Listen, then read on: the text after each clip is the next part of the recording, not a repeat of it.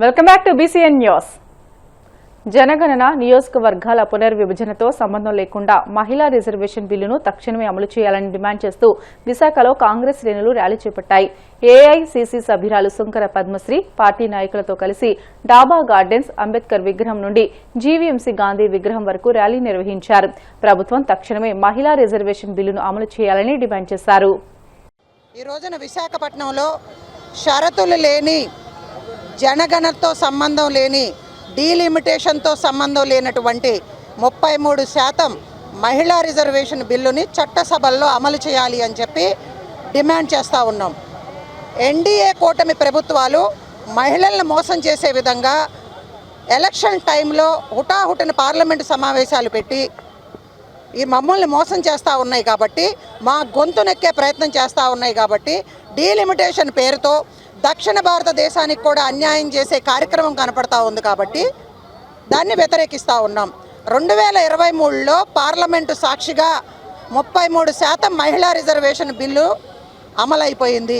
అందరి ఆమోదంతో bill pass అవడం జరిగింది. దాన్ని ఈ రోజు వరకు కూడా అమలు చేయకుండా మీరు కొలగన్న తర్వాత, డీలిమిటేషన్ తర్వాత చేస్తాము అని చెప్పి మరి ఈ రోజున ఎన్నికల టైంలో మీరు ఎందుకు ఆ బిల్లును తీసుకొచ్చి కాంగ్రెస్ పార్టీ, ఇండియా కూటమి పక్షాలు మోసం చేస్తూ ఉన్నాయని చెప్పి ఎందుకు తప్పుడు ప్రచారం చేస్తూ ఉన్నారు? యాక్చువల్లీ ఈ రోజున భారతదేశ మహిళల్ని కించపరిచి, అవమానపరిచి మోసం చేస్తుంది భారతీయ జనతా పార్టీ, ఎన్డీఏ కూటమి పక్షాలు. అందుకనే ప్రధాని మోడీ మహిళలకు క్షమాపణ చెప్పాలి అని చెప్పి డిమాండ్ చేస్తూ ఉన్నాం. ఆంధ్రప్రదేశ్ నుంచి మోడీకి తొత్తుల్లా వ్యవహరిస్తున్నటువంటి చంద్రబాబు నాయుడు, పవన్ కళ్యాణ్, జగన్మోహన్ రెడ్డి కూడా మహిళలకు క్షమాపణ చెప్పాలి. ఈ ఎన్నికల్లో రుజువైపోయింది. డీలిమిటేషన్ పేరుతో దక్షిణ భారతదేశానికి సీట్ల విషయంలో అన్యాయం చేస్తూ ఉన్నారు కాబట్టి ఇక్కడ భారతీయ జనతా పార్టీని అధికారంలోకి రానివ్వకుండా ఈ ఎలక్షన్ రిజల్టే దానికి నిదర్శనం. ముందుగా కేరళలో కాంగ్రెస్ యూడీఎఫ్ కూటమి 10 సంవత్సరాల తర్వాత మళ్ళీ ప్రజలకు సుపరిపాలన అందించడం కోసం అధికారంలోకి తీసుకొచ్చినందుకు కాంగ్రెస్ పార్టీ శ్రేణులందరికీ కూడా అభినందనలు తెలియజేస్తూ ఉన్నాం. ముఖ్యంగా రాహుల్ గాంధీ గారికి, మల్లికార్జున్ ఖర్గే గారికి, ప్రియాంక గాంధీ గారికి ధన్యవాదాలు తెలియజేస్తూ ఉన్నాం.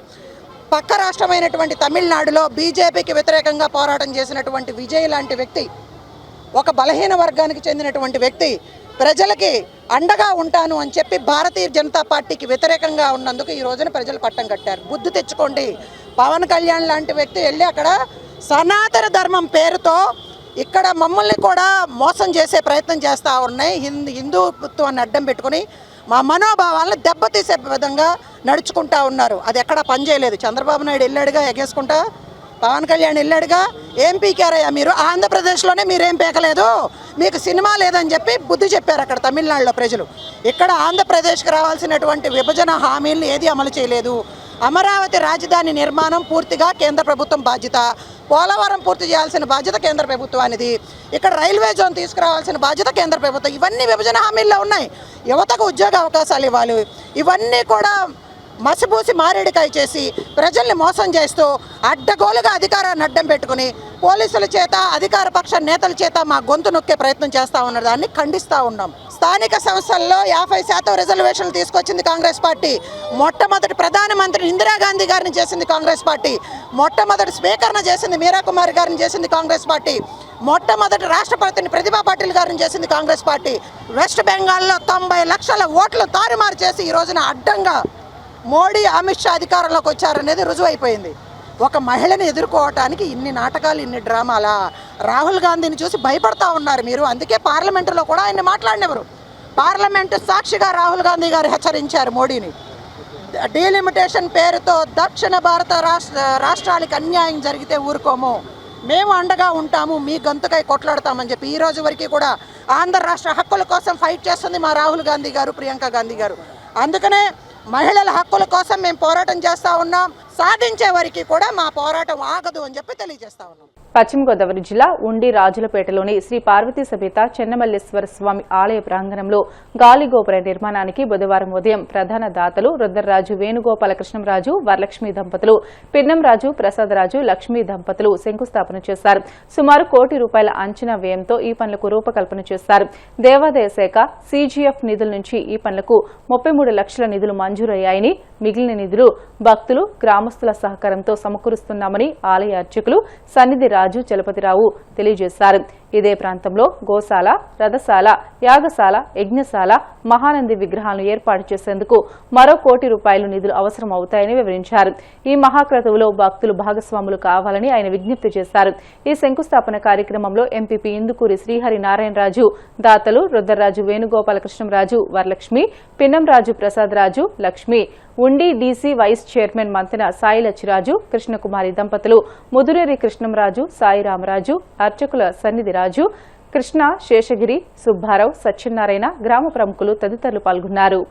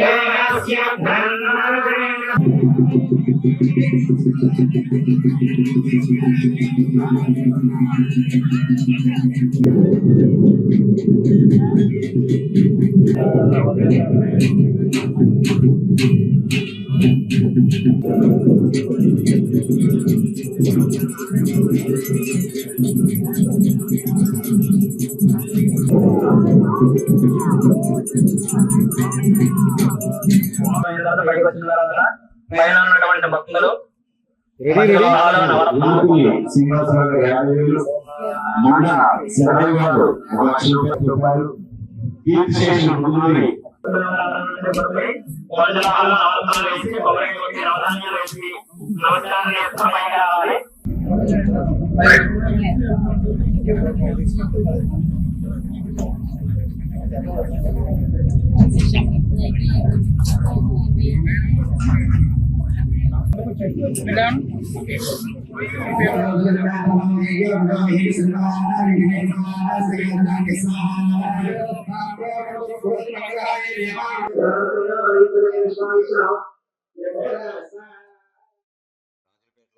ఉన్న శ్రీ పార్వతీ సమేత చెన్నమల్లేశ్వర స్వామి వారి ఆలయ అభివృద్ధి కార్యక్రమాల్లో భాగంగా అనేక కార్యక్రమాలు సరస్వతి అమ్మవారి ప్రతిష్ట గారి నుంచి ద్వాదశ జ్యోతిర్లింగాలు, కాలభైరవుడి యొక్క విగ్రహ ప్రతిష్టా మహోత్సవాలు పూర్తి చేసుకుని ప్రధాన కార్యక్రమంగా గాలిగోపురంగా పిలువబడుతున్న ప్రధాన ద్వారం ఏదైతే ఉందో అది ఈ రోజు ఉదయం 10:49 భక్తుల, దాతల, దేవాలయ ధర్మాదాయ శాఖ వారి ప్రముఖులు, రాజకీయ నాయకులు అందరి సమక్షంలో ఈ రోజు ఉదయం అంగరంగ వైభవంగా ఈ యొక్క కార్యక్రమం నిర్వహించడం జరిగింది.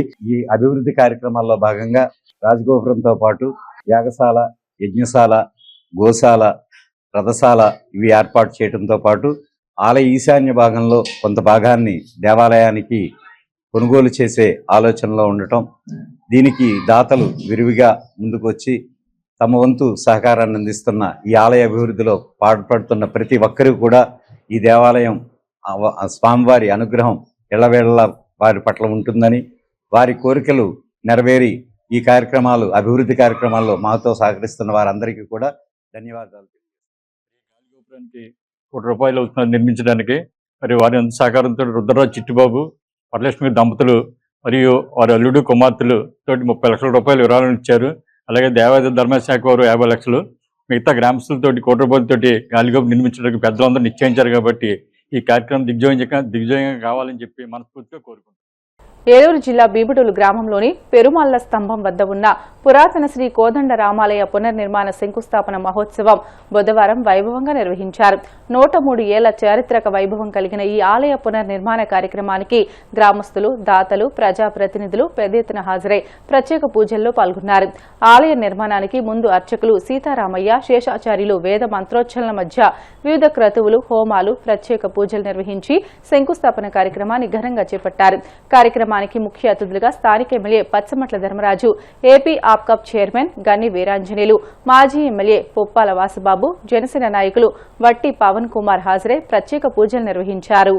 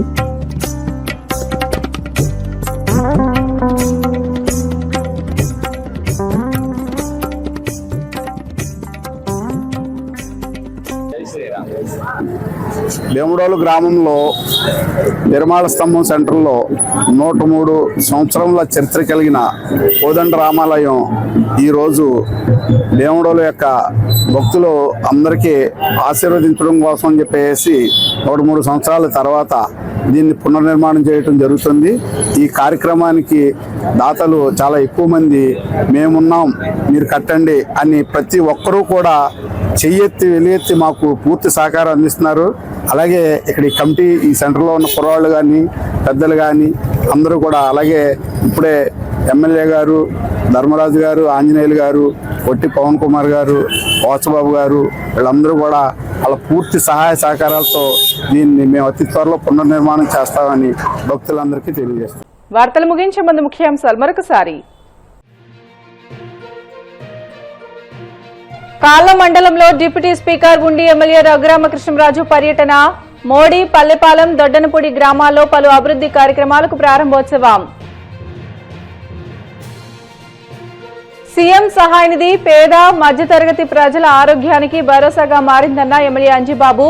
భీమవరం నియోజకవర్గంలో 65 మంది లబ్ధిదారులకు 70.40 లక్షల సీఎంఆర్ఎఫ్ చెక్కులు పంపిణీ. చంద్రబాబు వ్యక్తిగత స్వార్థం కోసం రాజధాని అమరావతిని ఏటీఎంలో వాడుకుంటున్నారు. విమర్శలు గుప్పించిన మాజీ మంత్రి మేరుగ నాగార్జున.